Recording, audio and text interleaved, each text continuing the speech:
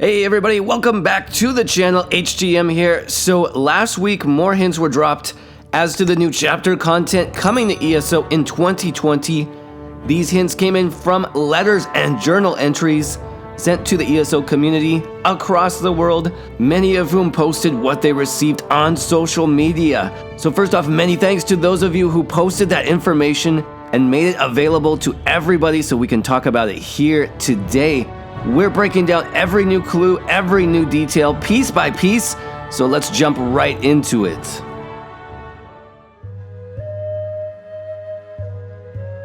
So first, the letter. This has been given to the community by none other than Sahan himself, captain of the Dragon Guard, one of the 5 companions, and a major player in ESO lore. In fact, he, along with Abner Tharn, were featured heavily in all the new 2019 story content that was released this year, so I guess it makes sense that he would be involved, at least in introducing the new chapter content to us. The letter reads, Adventurer, your efforts and elsewhere were instrumental in dealing with the dragon threat. For that you have my thanks. However, I fear I must alert you to a rising danger. This journal was entrusted to me by an old friend, as I now entrust it to you. Notice the strange markings. They hint at dark magic. Of that I'm certain. Your talents are once again required, my friend. I leave this mystery in your capable hands. Signed, Sahan. So the letter describes pages of a journal, which we'll look at next, and it was given to Sai by an old friend. Now, if I was going to speculate here, I would say that the old friend mentioned is probably Lyris. Not only is Lyris one of the original 5 companions from the main storyline, she's also a Nord and the only companion remaining to not be featured in any major DLC content. In the Elsewhere prologue, Sai also mentions that Lyris had to return home to Skyrim to do some investigating. Yes, she did. For a time. I hoped she would join me in my efforts to reclaim the wisdom of the Dragon Guard. But something else called my Snow Lily away. Something Lyris felt she had to do. I'm afraid she did not say.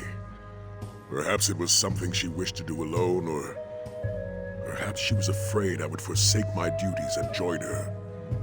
She did promise to write, though. I eagerly await her letters. So my guess here would be that Lyris has been home for the past year or so while we were in the Elsewhere chapter, and whatever she uncovered there is not good. In her investigating, she uncovered these journal pages and sent them along to Sai, who then sent them on to us to help. Because we're the chosen one, or the vestige, soulless one, whatever.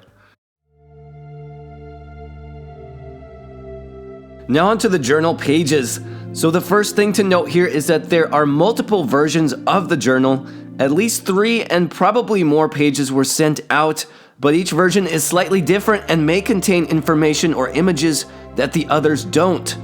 The first page I came across was this one, which features some type of urn prominently on the journal, as well as maybe some twisted tree branches and a banner. The second page seems to have the same twisted symbols, as well as this larger tree-like structure. And finally, the third page has the same symbols again, a more live-looking tree, as well as maybe 2 weapons, knives perhaps, featured at the bottom of the page. Each journal is covered in Daedric symbols, some of which can be decoded, while others really can't because the writing is too faded, as well as some very distinct mountain ranges. More on those later. So let's start by breaking down the first journal page, which features the burial urn. The urn itself is extremely detailed. It features this black symbol on the front face of the urn.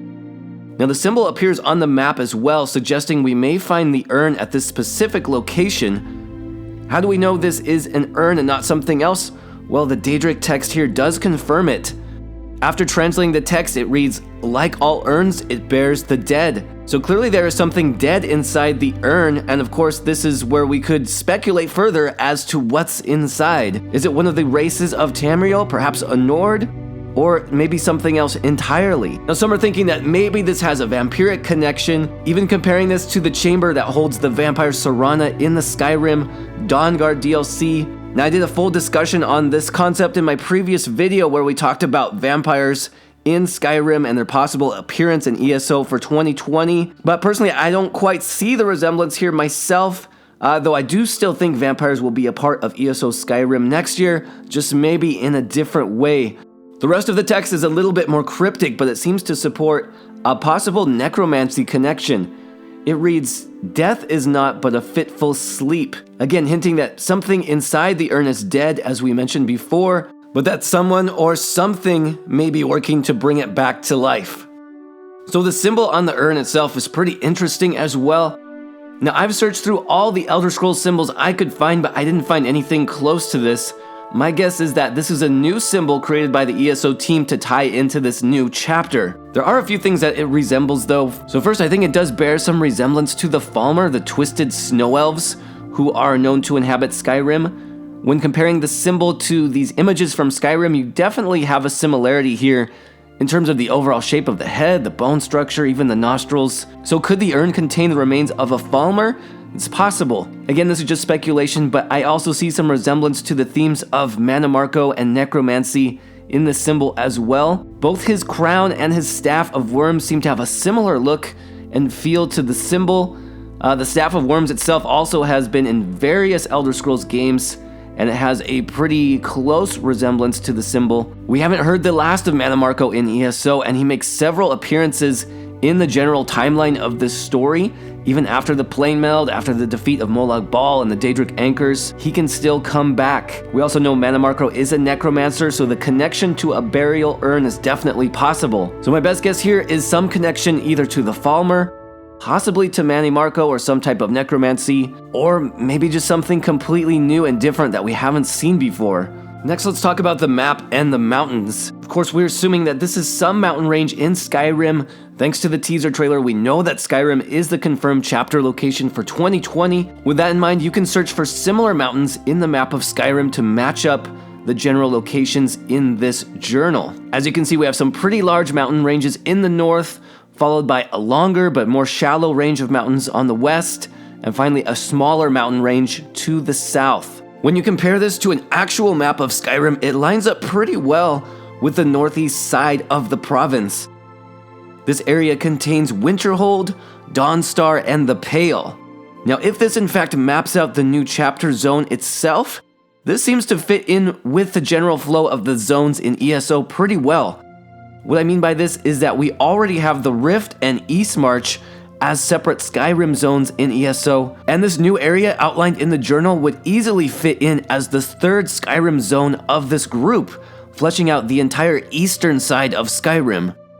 So again, this is just speculation on my part, but logically, I think it makes sense in terms of how the zones are developing in the game. I like the overall size of this area, and I think it gives us some good major towns and locations to explore. So other than the urn and the mountain ranges we've already seen, trees, roots, and branches seem to be a major focus of the rest of the journal sketches. For example, in the second journal we see more of these spiraled branch designs, which almost resemble a staff or some kind of ceremonial object. These gnarled and twisted shapes definitely have a Reachman or Forsworn kind of vibe going on here. The Reachmen are a mixed race of Breton and Nord blood that are known to hate the pureblood Nords of Skyrim. The Forsworn are Reachmen that worship Daedric princes, which could also account for the Daedric lettering on these journals. Now we also have this tree-like structure, which almost appears alive to me. It definitely has roots that appear as feet and legs. Now some here have made a connection with ESO Spriggans or Lurchers, but this appears somewhat different. To me, the face looks more similar to a dragon with maybe these white banners serving as wings. I don't know, I do expect dragons to make an appearance in ESO Skyrim in some way, but a summoned tree form dragon would definitely be interesting. Next to the image, the Daedric text reads, "Led them from bows, both gnarled and black, may they reap a great harvest."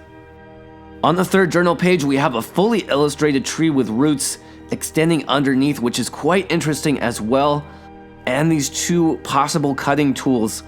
Now the tree itself has a strong resemblance to a tree with a lot of Skyrim lore behind it, the Eldergleam tree, which is the oldest tree in Skyrim, as well as the oldest living thing in Tamriel. Now one transplant of that ancient tree is actually in Whiterun, Well, the living tree itself is near Eastmarch apparently. Again, just speculation here, but this initial storyline could have something to do with the Elder Gleam tree, perhaps similar to the questline in the Elder Scrolls V Skyrim. Except instead of the tree bringing healing and life to a city, maybe the tree limbs could be twisted into something more evil. Maybe into this creature that we see in the second journal? I think it's also interesting that you have these red symbols appearing in different locations on each map, basically over the entire zone. Could these be locations for transplanted trees that have turned to evil? And could these be locations of the chapter equivalent of dolmens or world bosses? I think there's definitely a possibility there. So that being said, this is of course speculation on my part, and I could be way off track here. So please let me know your theories now in the comments section.